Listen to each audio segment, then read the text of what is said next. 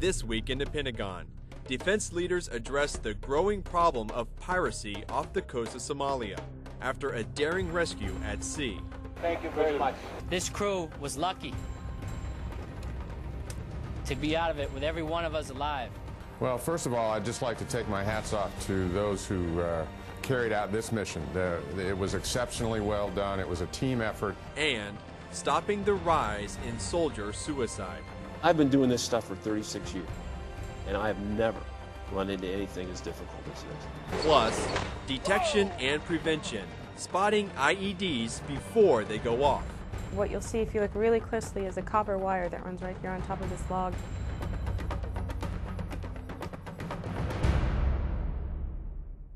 Welcome to This Week in the Pentagon. I'm Sergeant John Mann. It's high drama on the high seas off the coast of Somalia. The hijacking of commercial ships by pirates around the Horn of Africa continues to make headlines around the world. The U.S. cargo ship Liberty Sun, with a crew of about 20 Americans, was delivering humanitarian aid to Africa when it came under attack by Somali pirates April 15th.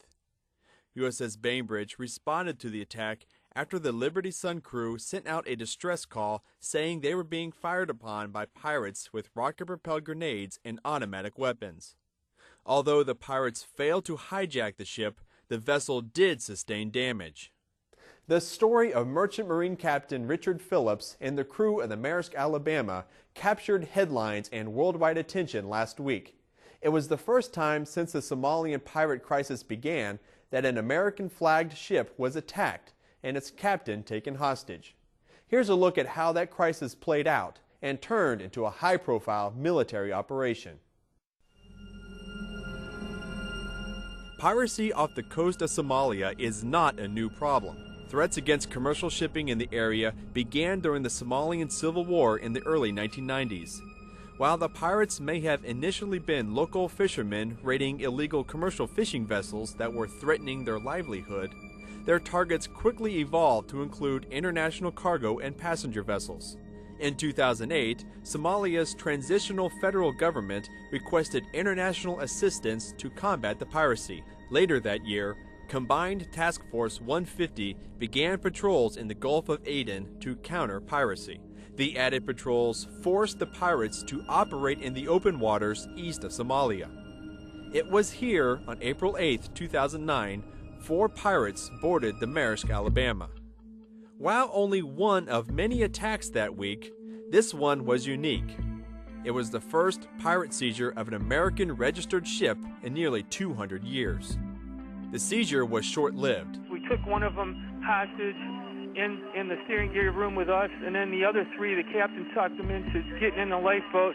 The captain of the Maersk Alabama, Richard Phillips, surrendered himself to protect his crew. Now they got our captain lifeboat, and they got him hostage. They want an American captain to hold for ransom. April 9th. The USS Bainbridge arrives on the scene and attempts to negotiate the release of Captain Phillips.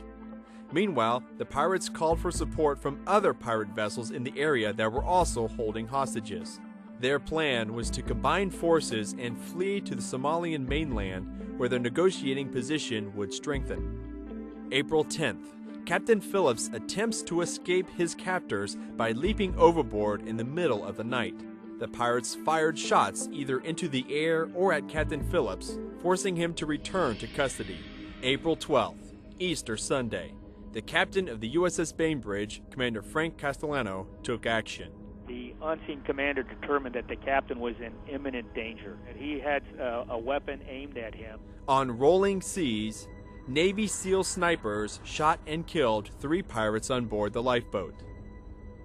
Richard Phillips was brought aboard the USS Bainbridge unharmed and in good health. Ultimately, everybody you see here before you today has the Captain Phillips, to thank for their lives and their freedom. As the nation cheers the bravery of Richard Phillips and the United States Navy, spokesmen for the pirates vow revenge, while U.S. officials reiterate the difficulty of patrolling such a large area of ocean. It's a big area, over 1.1 million square miles, 4 times the size of the state of Texas, and it's a going business for the pirate. Right now, there's ships still being taken, right now, as we're standing here. And at sea, It's a global community. It doesn't come down to nations. There's a whole world out there at sea that we live together, we look out for each other.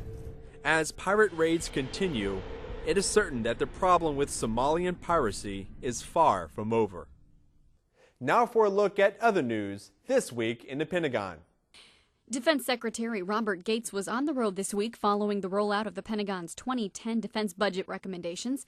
Secretary Gates visited each of the military services war colleges where he discussed his thinking behind the proposed changes in military spending. I did this without regard for the politics. I tried to make decisions that I thought best served the national security interests of the United States, and everything else was secondary. April 16th at Maxwell Air Force Base, Alabama, Secretary Gates further discussed the budget. Fundamentally, the proposals are about how we think about the nature of warfare, about how we take care of our people, about how we institutionalize support for the warfighter for the long term. Recruiting and retention numbers are in for March, and all active duty components met or exceeded their goals. The Army met 102% of its goal, the Navy 100%, the Marine Corps recruited 143%, and the Air Force met 100% of its goal. All 6 reserve components met or exceeded their goals. On the first stop of its 4-month-long humanitarian assistance mission through Latin America and the Caribbean, the hospital ship USNS Comfort pulled into Port-au-Prince, Haiti this week and provided critically needed medical care. Hundreds of Haitians lined up outside a local health clinic in Haiti's capital city to be seen by medical professionals from the U.S. military and other public health organizations. For many Haitians, it was the first time they'd seen a doctor for general health and dental care. Dozens of patients were brought aboard USNS Comfort for surgeries and additional procedures. During Comfort's 4-month medical mission, stops are planned in Antigua, Colombia, El Salvador, and Panama.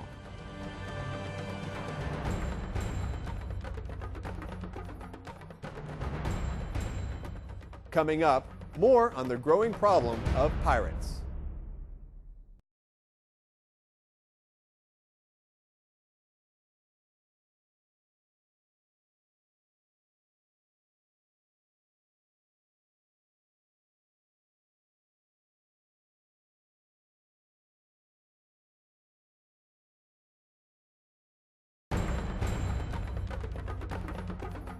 Welcome back to our program. Acts of piracy against vessels off the Somali coast are focusing attention on security concerns in and around the Horn of Africa. The head of U.S. Africa Command says his forces are working to help the African nations provide their own capabilities to combat security threats on that continent. Marine Sergeant Jeremy Ross takes a closer look at the evolving mission of AFRICOM. The recent hijacking of a U.S.-flagged cargo ship carrying an American crew is yet another sign of security threats in parts of Africa. It's also a sign of growing concern to the leader of U.S. Africa Command, General William Ward, who briefed lawmakers on Capitol Hill recently about AFRICOM's mission.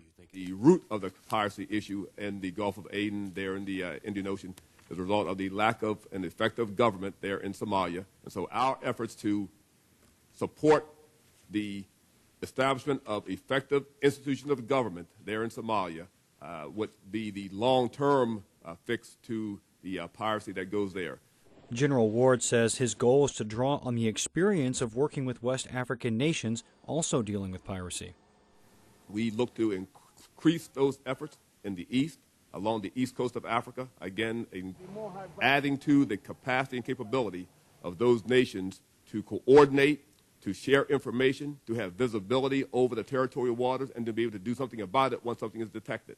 General Ward says those efforts complement the maritime patrols and humanitarian support missions of Joint Task Force 151 under the direction of U.S. Central Command and NATO's Operation Allied Provider, and also those of U.S. Transportation Command, working with U.S. vessels supporting U.S. missions in the region. So we have a lot of commercial U.S. flagged vessels that are taking our cargo across that area.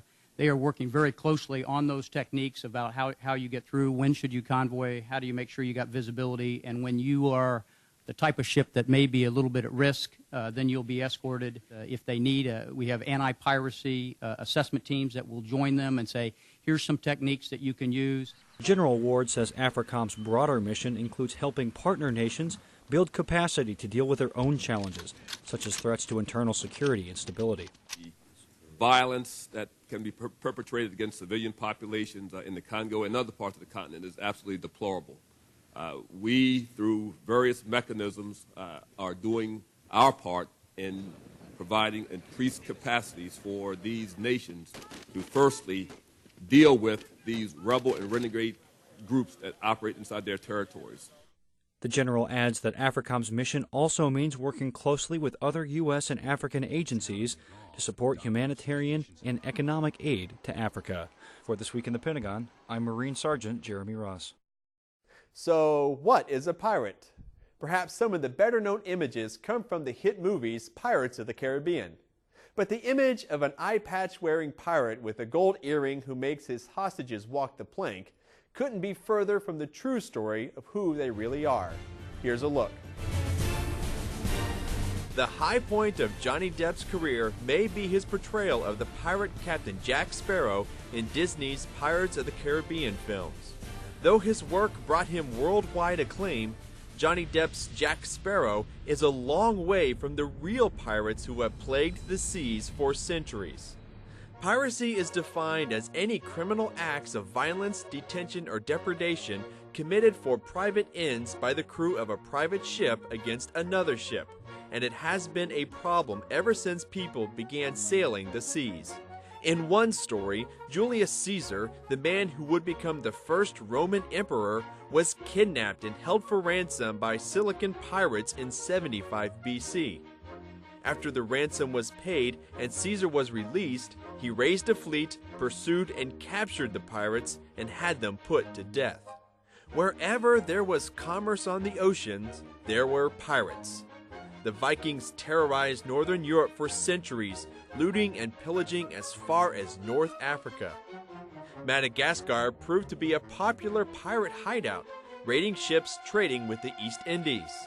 For Americans, our popular image of pirates comes from the Caribbean and the golden age of piracy, where legends like Henry Morgan, Bartholomew Roberts, and Blackbeard, among others, plied their trade during a shifting political climate. Henry Morgan became an English hero, while Blackbeard died at the hands of the British Navy off the coast of North Carolina.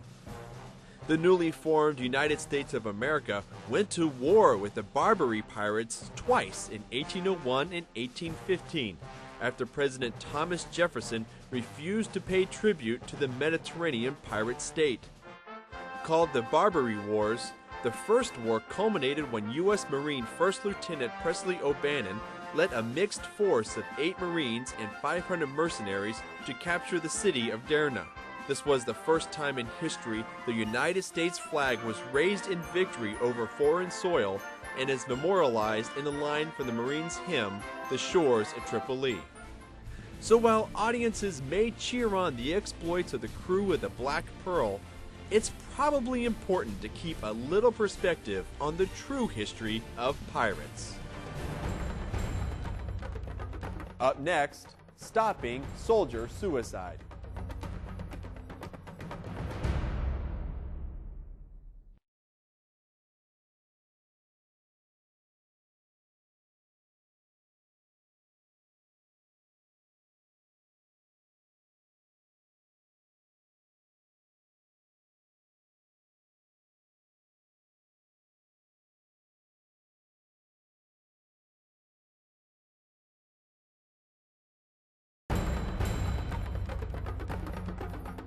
Welcome back to This Week in the Pentagon.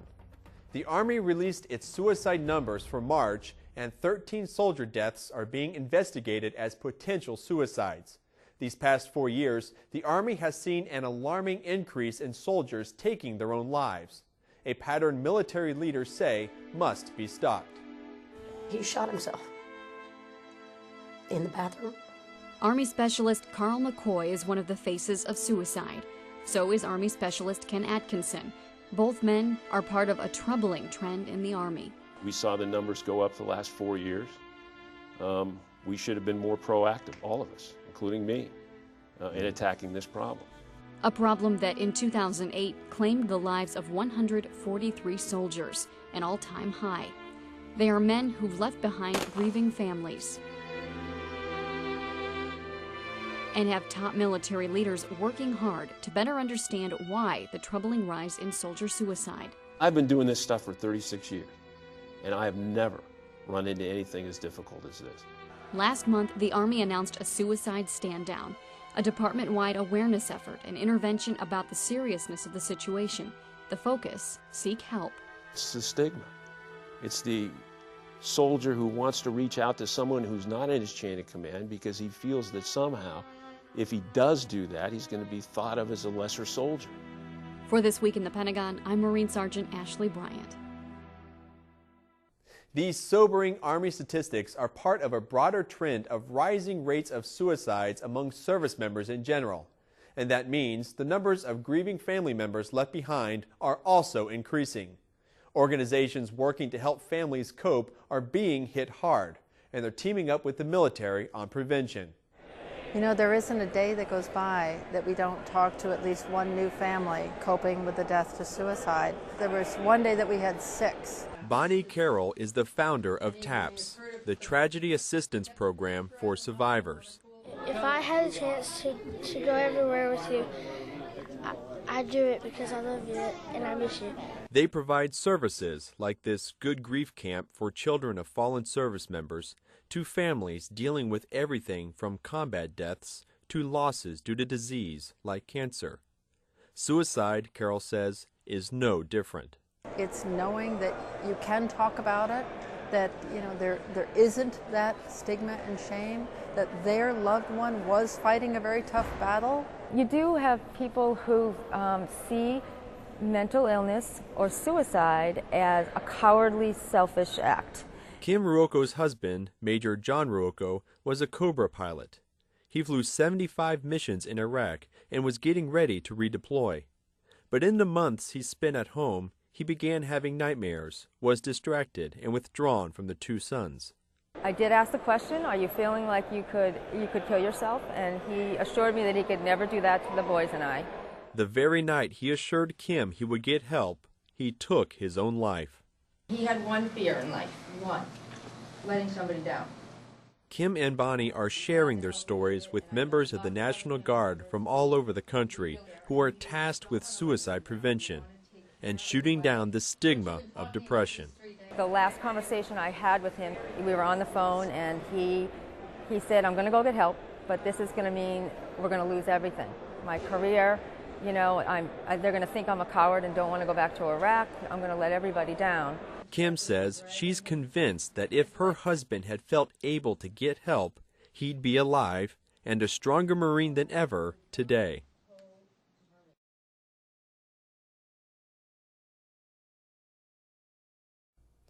As IED attacks in Afghanistan continue to rise, Defense Department experts are constantly working on countermeasures to stop them.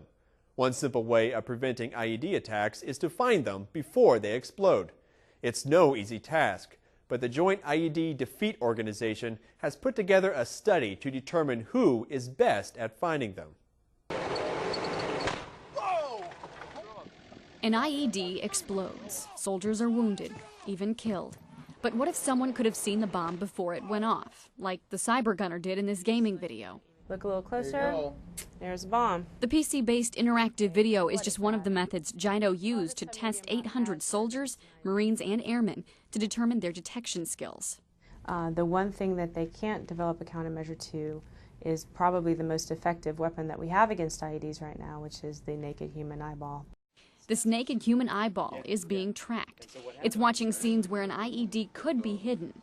Data recorded by the device will show where the eye looked first and for how long it lingered. The people who aren't as good don't know where to look. They look all over the place. Experience helps. Command Sergeant Major Todd Burnett just returned from a major clearing operation en route Tampa in Iraq. It is a lot of roads. I had people, 26 teams spread, route clearance spread throughout the country. He learned quickly what sorts of people make the best spotters. I think a good spotter is somebody that's older, has probably been a deer hunter, turkey hunter, I relate it to somebody that's been in a technical job, your law enforcement agents, people that have had investigative skills. People who spend a lot of time outdoors, people who spend a lot of time doing things that require attention to detail and vigilance. Vigilance was another test. Watch those symbols move across the screen. Every once in a while, one of those lines gets longer. The test lasts about 12 minutes. They might point out something like this, an obvious change in texture. In this detection test, the candidate wears 3D glasses to view a video of a training camp made to look like some areas of Iraq. Using a laser, the candidate points out suspicious areas. Less urban is a test called Training Lane, a 2.5-mile course along which more than 100 IEDs are hidden. What you'll see if you look really closely is a copper wire that runs right here on top of this log. We have reliably seen some warfighters who, walking through this trail, can spot something like this. Sergeant Major Burnett says his best eyeballs were trained at home. They were all country boys. For This Week in the Pentagon, I'm Marine Sergeant Ashley Bryant. April 18th marks the 67th anniversary of the Doolittle Raid. It marked America's first direct hit on the Japanese homeland during World War II. While the physical damage done was slight, the psychological impact was enough to turn America around. Air Force Master Sergeant George Maurer reports. The war in the Pacific was young. Japan had launched a number of successful attacks, and Americans wanted a victory. A plan was hatched to strike Japan at home. It was a risky one.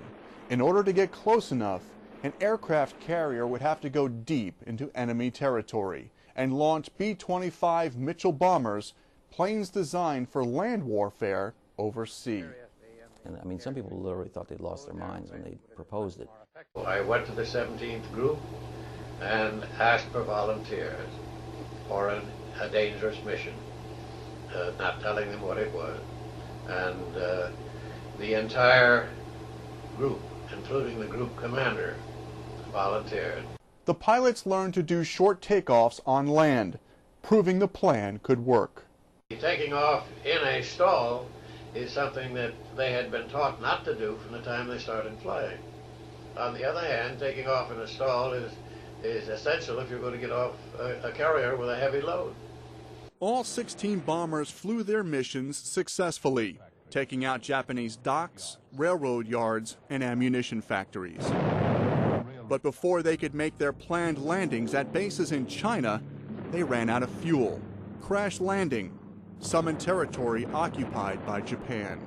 Of 80 men, 11 were ultimately captured or killed. Still, the strike on Japan was considered a huge success. The raid led Japan to seek retaliation the following June at Midway, a small U.S. Pacific base, and that attack left Japan severely depleted. The battle, inspired by the Doolittle Raid, was considered a turning point in the Pacific War. For This Week in the Pentagon, I'm Air Force Master Sergeant George Maurer. That's our show this week. We want to thank all those involved for their contributions. Please be sure to tune in and join us again next week as we examine top news stories surrounding the Department of Defense. I'm Sergeant John Mann. Thanks for watching. We now leave you with these images of the grueling training of Navy SEALs.